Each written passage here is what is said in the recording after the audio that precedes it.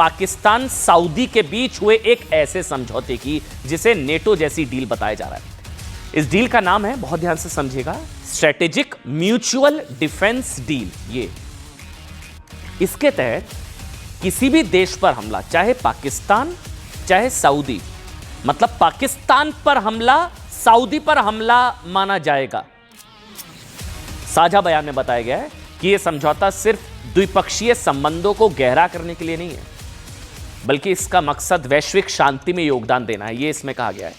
इसमें यह भी साफ कहा गया है कि किसी भी देश के खिलाफ आक्रामकता को दोनों के खिलाफ आक्रामकता माना जाएगा। मतलब सऊदी का थोड़ा कवच क्या मिल गया पाकिस्तान को। हमने जो ऑपरेशन सिंदूर या दोबारा घुसकर मारेंगे हम, जो कि मार रहे हैं और अभी भी जारी है। सऊदी अरब और पाकिस्तान के बीच ये जो संधि हुई है, ये कब हुई है? ऐसे वक्त में जब अरब वर्ल्ड, मुस्लिम देश, मुस्लिम दुनिया कतर पर इजराइल के हमले से काफी डरे हुए हैं। हमने आपको दिखाई थी ना, इजराइल ने कतर पर मारा, तो सारे मुस्लिम देश जो हैं एक साथ हैं। भारत पाकिस्तान को लेकर कह चुके हैं कि ऑपरेशन सिंदूर जारी है, हम पाकिस्तान को कभी भी दोबारा मार सकते हैं। रातों की नींद उड़ी हुई आतंकवादियों की। इसलिए समझ में आता है कि पाकिस्तान ने भारत से बचने के लिए सऊदी अरब से डील कर ली। ये तो समझ में आता है, लेकिन सऊदी ने पाकिस्तान से डील क्यों की? इसकी वजह अमेरिका से सऊदी अरब का भरोसा टूटना हो सकता है। कैसे? आप समझिए बहुत ध्यान से। अभी क्या हुआ था, इजराइल ने दोहा पर एयर स्ट्राइक की। इजराइल ने दोहा को मारा। इजराइल के इस हमले में हमास के 5 आतंकी, कतर के 2 नागरिकों की मौत हुई।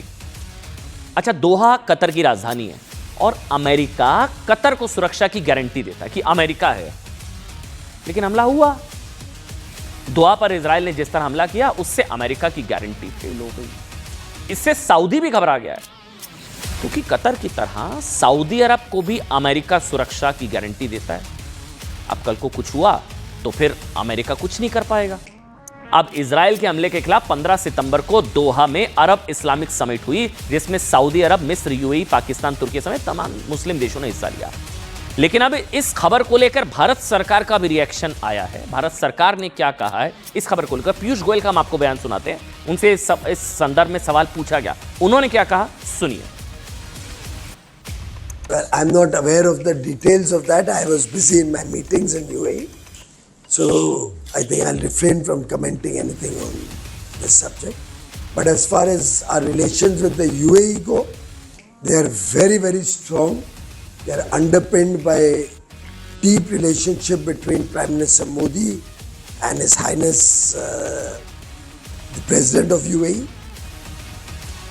At every level, from people to people contact, business exchanges, and government and leadership levels, we are very close to each other, and I don't think the UAE-India relationship will get affected by any of these developments.